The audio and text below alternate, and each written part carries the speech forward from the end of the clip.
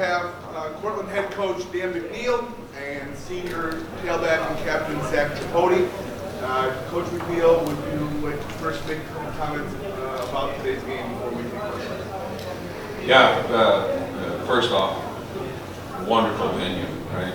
Kids, it was a treat for Cortland State to be a part of this, all right? So hats off to National Football Foundation for hosting this down here. And tip of the hat to Ithaca. You know, we're playing from behind all day long. That's never a good thing. I do believe our kids battled hard to come back to it. Came up short, all right? So tip of the hat to Ithaca. That's forced down play, you know, just a tremendous play call. The guy was wide open. We had a broken coverage and kind of broke our back right there. Other than that, I thought our kids played hard and very proud of them. Thank you. We'll take questions for either Coach McNeil or Zach. Okay, can you guys give him the mic, please? Oh, I'm sorry. Because we're taping this.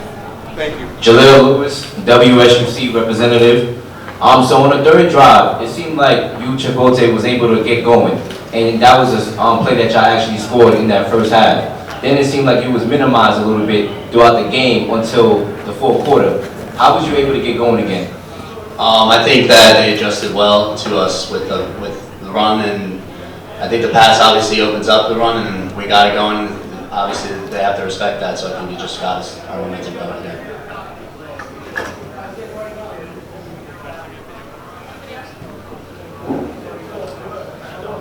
Right here. You guys were within 13-6, and you got late in the half. You get the long pass play. The kid makes a great catch along the right sideline. They strip him, wind up getting 6 just before the half. Just how big of a momentum change is that? Well, anytime you turn the ball over in a game this magnitude is crushing, and the way you talk about a classic takeaway, that was a grab play, you know, wrestle away. So, you know, that can't happen, you know, we got to hang on to that ball, and we're the ones that have to come down with that play made. We didn't, so it was hurtful. And then you're right, turnovers can shorten the field, and they did just enough for them to gain another drive and score. I thought the other big theme for the game was just their offense being able to stay on the field. They sustained a lot of long drives, converted some third downs.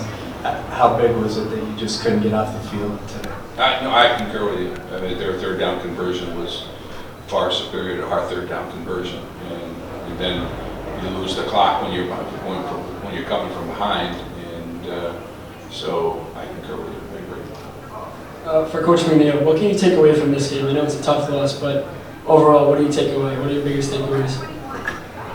I'm sitting in a pretty neat spot talking to you right now. That's a pretty good takeaway. Our kids,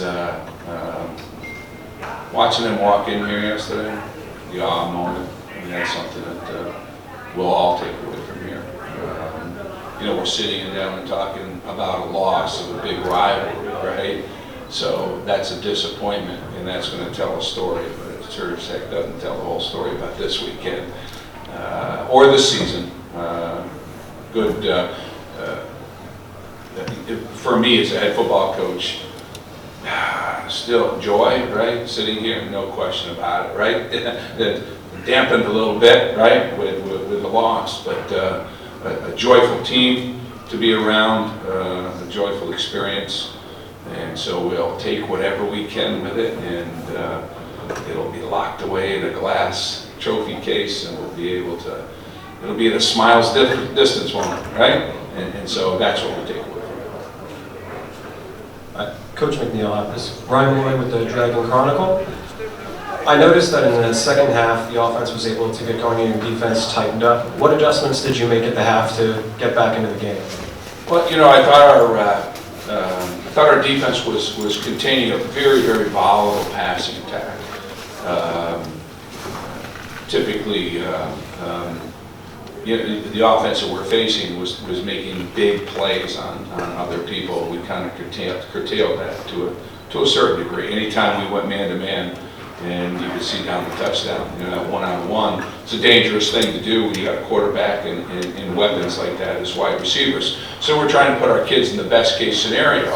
And when you sit down, as my captain here, Chipotle, said, when you try to just curtail and sit down on two good wide receivers in a pass game, you tend to open up the running game a little bit. They kind of knew it. They featured the quarterback as the running back there a lot. And that's difficult. It's difficult. So, you know, you kind of pick your poison there a little bit. But we thought the game plan was right at halftime. We just needed to continue to work at it to make those plays. And I thought our kids just came out, settled in a little bit more with regards to making those plays. And the offense kind of spurned and the momentum and tightened up a little bit into a kind of a classic Cortaca Jug there for a while here. John Ficar, WICB Radio Ithaca, back here. Joe Germanario, the past 2 games, threw it for over 60 times in both games, I believe. And today was more of a run game for Ithaca, and especially him. Was that something you saw this week in film and expected, or was it just a halftime adjustment, the amount of times he ran? I think that's something that the offense from Ithaca saw more than, you know, we knew the dangers when you play 2 deep safeties the entire game, that you're going to open up some more run games. We thought that was the best case scenario, to take away their strength and then work from the back, work on the back end a little bit more in terms of what their strength was. So I thought it was a good adjustment by them. You know, we kind of kept a cap on it, but we didn't get them off the field. And there was a couple of long 3rd downs that, a classic 4th down there that were really huge. And had we stopped those, it very well could have been a different conversation here today. But we didn't. They made those plays. You got to tip hat to them. Zach, just what was that experience like for you getting to play at this venue with this atmosphere that hosted the Super Bowl 5 years ago? What was it like? I mean, it's definitely a blessing. Come in here and the electricity is unreal, especially coming out for the second half. The stands are full. I gotta say, when I scored, I don't think I've ever felt something like that. I mean, you literally felt the crowd, so it's definitely an experience, and I'm sure everyone on our team felt the same thing. That smile says it all, doesn't it? Zipote, this is for you. How would you rate your performance overall in this game? I mean, I hold myself to a high standard, and I don't think I played well. I mean, it's easy to have 3 touchdowns from inside the 10. I mean, that's anyone. You could hand the ball to anyone, they can get in. I hold myself to a high standard, and I don't think I ran the ball well today, and I think, hats off to the defense, they played well. Zach, looking back, what does it mean for you to be a Cortland Red Dragon? This guy makes being a Red Dragon everything. Coming in freshman year, you come in and it's an atmosphere. It's a different change for sure. And this man, the messages that he tells us and everything, you see they're transparent when you get to your senior year. And I wouldn't change anything the last 4 years. I wouldn't change it. I brought up this guy. That made me cry and leaving. 2 more questions. Coach, with a minute and a half to go, there was that double penalty in there. We saw that you were having a conversation with the referees, and we heard a bit of it, but we weren't able to hear the entire story. What were you trying to get across to the referees at that time? You know, I can't comment on it. NCAA rules, so I was trying to get something straight that I thought was not straight. You never win those arguments anymore. So for both of you guys, Ken Connolly from WSUC, going into this game, obviously we broke the D3 attendance record for the most at a D3 game, and it was on such a big stage in MetLife. Going into the game, were there any concerns with how noisy it would be from the crowd? Like, how would it affect the way you guys would play? Did you guys game plan for that? Yeah, I mean, all week we've been practicing with music all the way up and everything, trying to adjust, because obviously you go, and obviously the atmosphere is going to be a lot louder, so I think we definitely adjusted well. I don't think there was a lot of communication errors. I think when it came to substitutions, that came to a problem, we were getting people in and out, but besides that, I think offensively we did a job subbing in and out and adjusting. Coach, you want to follow up on that at all?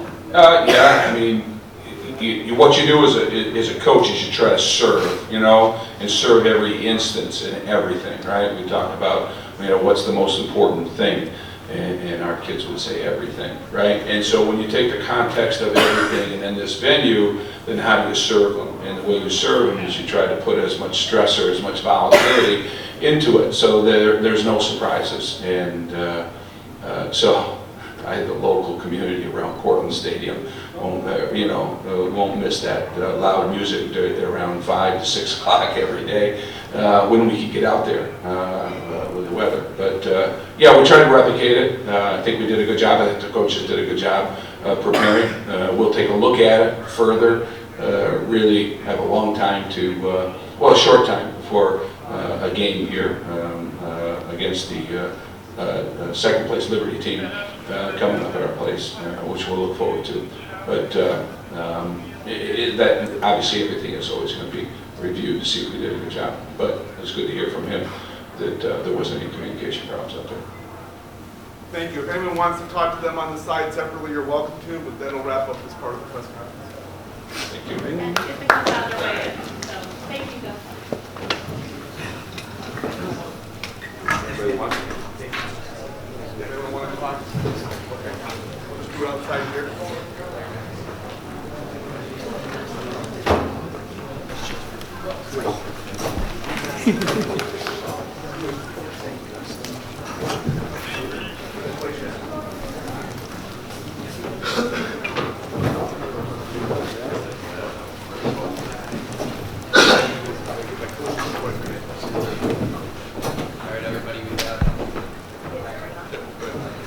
Everybody, we have head coach Dan Swanstrom, and we have John Haddock, Nick Garone, and Will Gladney.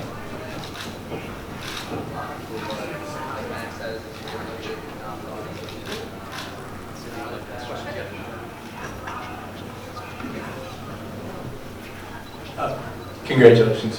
Thank you. I thought one of the biggest plays of the game, late in the first half, they get a completion along the right sideline, kind of around your 30, 18 stands them up, Kyrie strips and returns, going from what, maybe could have been a tie game at halftime to you guys taking a 2-score lead. Just to talk about how big that play was. Well, I mean, the reality is, in the game of football, any turnover is impactful, and no matter where it happens in the field, like you don't want to turn it over backed up, you don't want to turn it over going in, and so all turnovers are insanely impactful, and that one, of course, was. And, I know coaches like to keep special plays in their pocket for just the right time. Were you sort of saving that fake reverse pass for when you pulled it out there? Yes. It's a better story that way. So yes. So obviously you had success with the run game today. Was that part of your game plan coming in, or is that something you saw early on? Football is a very it's really simple. There's 11 players and there's an odd number. And wherever you commit that odd number to, the run or the pass, you're going to leave yourself weak somewhere. And it was very clear they were going to make it very difficult for us to throw the football. They were going to play numbers in the pass game, and we had to make an adjustment with how we were going to handle things, and that's kind of what I think you're talking about. So the game plan is always balanced. You never know what your opponent's going to do. You try to do your best to prepare, and our program would be equally good at throwing the ball as running the football, and given the situations with the numbers, that's just kind of how the game plan unfolded for us. Going off that last question, was it something that you talked about at halftime? Because obviously in that first half, you guys ran the ball a lot more and then kind of looked to the air a little bit. In that second half, was that the game plan going in there? I don't know if I felt that. I don't know if we have the exact numbers. I'm just looking at the stats here, going by quarter to half. I thought we were still pretty committed to running the football. We got the ball out on the perimeter a little bit more, but that was because when we got the lead, they had to take a few more chances on defense to get us off the field, so we were getting more advantageous looks on the perimeter than we did in the first half. Coach, in the second half, there were a lot of penalties on your team, offensive pass interference and defensive pass interference. Did you kind of get on your team to rally them around together to make sure that they limit those unnecessary penalties? So some of the things that we do offensively, when you're running what people would classify as RPOs and stuff like that, there's a chance that you could be blocking somebody, and if your quarterback holds the ball too long or doesn't get it out of his hands quick, you could technically be blocking downfield and throwing the ball downfield. And a couple of them that covered some things up. So initially we would just throw the ball on just a regular timing and everything would be fine. And they made some nice adjustments with some movements in the secondary, made our quarterback go to other progressions off an RPO, and it led it to us blocking downfield because of the hesitation there. And that's the flaw with calling those type of plays. Hey, this is for everybody. If we could just go down the line. What does it mean to you to not only take the Jug back to South Hill, but to do it in this environment? I will start and we'll go right down the line. The only reason this is impactful, obviously, the situation was unbelievable with the crowd, the noise, and just the whole atmosphere was fantastic. But the real reason it's impactful is because Cortland's such a good football team. They came in here 8-1, averaging over 40 points a game, holding teams under 20 points. Their tailback, I thought, was the heart and soul of their program with 1,200 yards rushing, and it's more meaningful when you beat and compete with an opponent with that type of level, and I think that's why we're ecstatic about how our team played and how they executed. And, winning in college football is hard. It's really, really difficult, and we never take it for granted, and all wins are great. Maybe sometimes some are a little sweeter than others. Yeah, it definitely meant a lot for us seniors, being in this environment, having everyone, all the alumni around, just cheering us on, and all the support that we received throughout this week and through the game. But bottom line, just being with our brothers, especially for our seniors, going out like this, possibly, it just meant a lot to us. Yeah, just like Johnny said, unbelievable experience. We get that Division I type field game, and to go out this way was, can't put it into words, but I'm just so proud of these younger guys that, that filled in for our 8 seniors that graduated last year on defense. They really stepped up for us this week and throughout the whole season, and I see them crying after the game, and they're like, I'm like, what's wrong? He's just, they felt it. They felt it. This team's special, and it was unbelievable to go out this way. This meant a lot for us seniors, but at the end of the day, football is more than just yourself, and we wouldn't have been able to do this without, the Ithaca alumni and everybody that put this together. Like, I feel like we owed this to them, and it's not just about us, and I'm glad we got the W. Oh, I have a question for Nick. So earlier this week when I talked to you about how this game meant a lot for your family as a result of multiple family members having played in Cortaca, I was wondering what the family reaction to the end of the game was. I think they're just so happy, I get endless support from my family, and as well as the Ithaca Bomber community and all the alumni and everything, but, my dad, played back in the 80s, and, he's such a big part of, our group, and, my brother actually never got a chance to win a Cortaca game, so I know, he feels, he's happy for me, I got to taste that feeling of, winning 3 times, which is unbelievable. My Uncle Jason, I'm pretty sure they won it 3 times too, and, I know he's looking down, he's very proud of me, and, it's just unbelievable, I get to see everybody, I had breath taking pictures of everybody running around the stadium, which is awesome, but, I can't think of any better way to go out than this. John Vicari, WICP Ithaca. Coach Lundstrom, I saw after the game that you embraced your quarterback, Joe Germanario. Can you share what you told him? I honestly don't remember. I was pretty happy with some of the seniors, and pretty happy to share and help them prepare to have success today, because it's really on them and it's really about their execution. But I knew I was going to ask a lot of Joe today in the game plan and do some things that we haven't done in the past with how we're going to call the game. And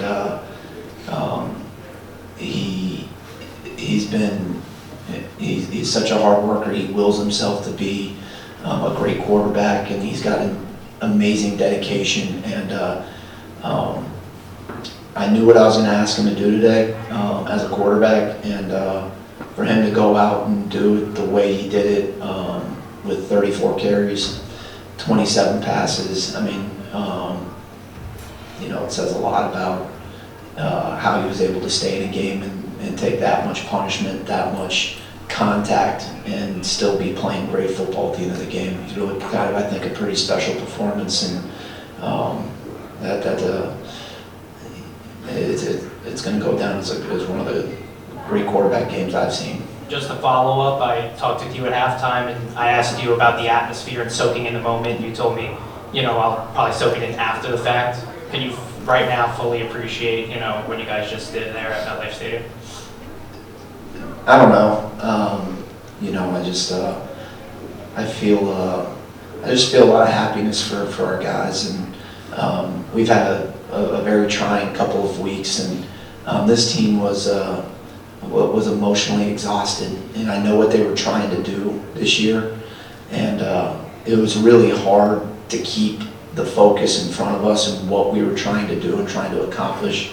And when we hit a bump,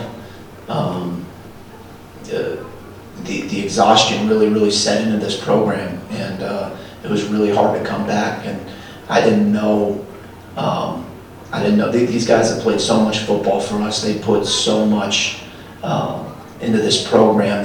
They've sacrificed so much, and we're starting 13 sophomores in this program. These guys were trying to carry this young team to be successful, and it was grueling and it was exhausting. And I just didn't know if we had a punch to give anymore, not because they weren't great players, but just because of the physical and mental exhaustion of the work that they had put in to try to accomplish what they were trying to accomplish. And I'll tell you what, I knew from the first snap that we were back, and that we were at the level that I'm used to seeing the Bombers play. And as soon as I heard that first collision, I was like, well, we're going to be all right, and we're going to compete. And my message to them all week was just about your identity won't be wrapped up in the win or loss.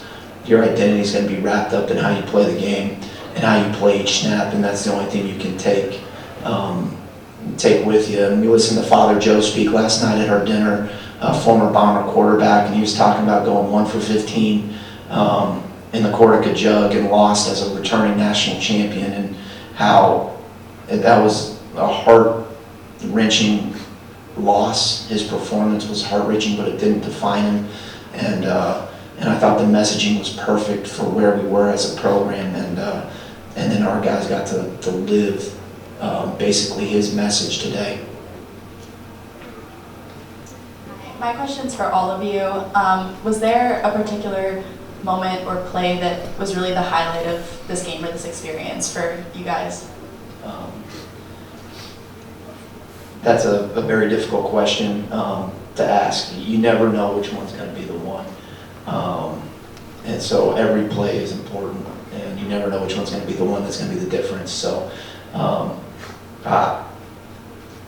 I'll tell you what, at that last snap where he took a knee, that was the best one.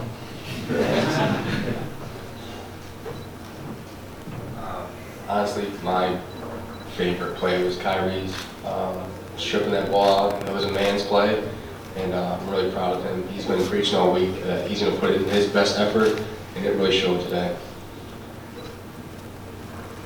As much as I like the last play of the coach, I'm going to have to go with Johnny on this one. It's unbelievable. That kid works so hard, and he puts so much effort in each and every play, and it showed. When he showed up, big time players make big time plays in big time situations. Also I love the knee. I love to win, so that was just a beautiful play for me. But now, if I had to pick one play, it would definitely be Vito's touchdown, because that kid worked so hard just from day one when he came in, us staying after practice until you couldn't even see the football. And then on this stage, he made that play. It was awesome to see for him. I just want to say congratulations to you guys on a very hard-fought and well-earned victory today. My question is for you, Coach. Your quarterback, Joe Germinario, had an amazing game. I noticed on a lot of the plays he appeared to be turning to the sideline with a few seconds left on most plays. Were there any communication problems you guys had throughout the game today? No, I think my mic went out. Oh, there we go. No, that was by design. All of it was by design.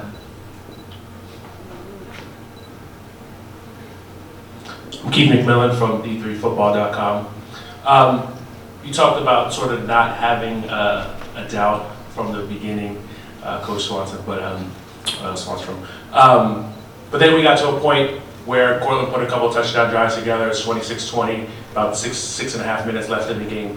Do you guys think at that point this is what we signed up for? This is the big moment, and if so, tell me about the play call that ended up in the veto touchdown, because that was a pretty gutsy call at that point. Yeah, to clarify, it wasn't about the doubt of winning or losing. That we got to clarify that. It wasn't about, it was whether we had a punch to give, because our guys were trying to play hard the past couple of weeks, and we didn't have a punch.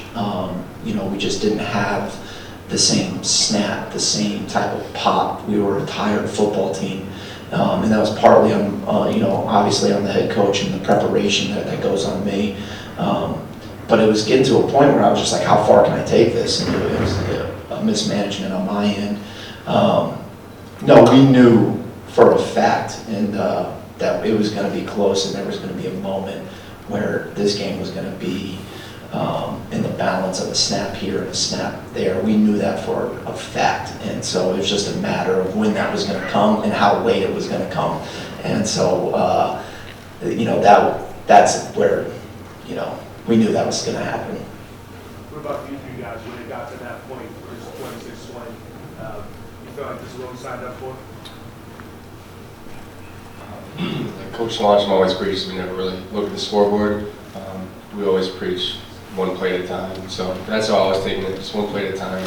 And we'll look up at the end and see if it was good enough, and it was today. Coach always tells us to, when adversity hits, you gotta, step up to the plate and overcome it. And I think that was a big part of it. We faced adversity these past two and a half, 3 weeks, and we weren't gonna come to this game and just lay back, take the beating. We had to step up and respond. And I think we did a great job of that. We had a little adversity during the game. They put a few touchdowns up. We all stayed calm, cool, and collected, and took care of business. So thank you, Coach, for helping us with that. Coach definitely put us in the right position for that. And he told us that there was going to be a storm coming. We just had to, fight through that, and I think that's what we did, and it was awesome. So I had to ask you too about the play call. Oh yeah, the play call. Yeah, it's funny. It's funny you asked that. So they're using their timeouts, and I looked at our offense, and I told them, I go, this is what I want to call. And I didn't get a great response at all from it. I didn't think anybody wanted to call it. I just felt, you had a chance to really make it difficult for them to win the game if we hit it. And, if we run it and we end up in a 4th down and we end up turning it over on downs, you're at midfield. If you punt it, they're so explosive. Does field position matter? What's the best thing to do at this moment? And I just felt like taking a shot and taking a chance and taking a calculated risk. And if we made a mistake, it was going to be 40 yards down the field. So in a lot of ways, people have been telling me since I got off there that was a gutsy play call, but the reality is it really wasn't. A gutsy play call probably would have been throwing it over the middle or running a screen or something like that. This was easy. If you're going to make a mistake on 3rd and 6, you got to make it 40 yards downfield. We'll be all right with that. Clay Thomas, ICTV Sport Final. This is for any of the players. Emotions and energy is riding high all week. What was the moment for you guys where you were able to lock in and focus up on the task at hand, which was to beat Cortland? As soon as they gave us the script to beat Cortland in that first meeting on Tuesday, I knew we just had to, get the younger guys ready and just stay focused. And, Tuesday. Yeah, I'm going to agree with Nick. It was on Tuesday. 2 more questions. Right here. So in the third quarter, it got a little bit heated with the officials. A couple of calls that maybe you didn't agree with. Can you take us through that a little bit and how that led to Cortland's scoring opportunity and what you were able to say to your team and calm them down after that? Yeah, I try to be a program that lacks momentum and has poise. In that little 4-7 minute stretch, I was the problem with the program. But they called pass interference. I thought the ball was tipped and that we had a license to make a move. They disagreed with me. And we had a conversation about that. And then they called a personal foul on our DB, and I thought our DB had done a great job of pulling up and not taking an unnecessary shot, and we got flagged for that. So those were the 2 that I was kind of a little upset with, but the reality is, look, the 20% of what happens on the field is going to be the way the ball bounces and the way the officials see it, and we wouldn't wrap it up either way. That was a good crew, and they managed it very well, even though sometimes I disagree with their decisions, and I'm sure Cortland probably thinks some of the same things too. So, yeah, I'll do better next time, guys. This is for John and Will. Obviously, you guys made plays today. Kyrie may have made the biggest play of the game today. You guys feel like you represented Section 4 football pretty well today? Yes, sir. Yeah, for sure. That's it. Thank you, guys. Thank you, everybody. Thank you. You're such a poor guy.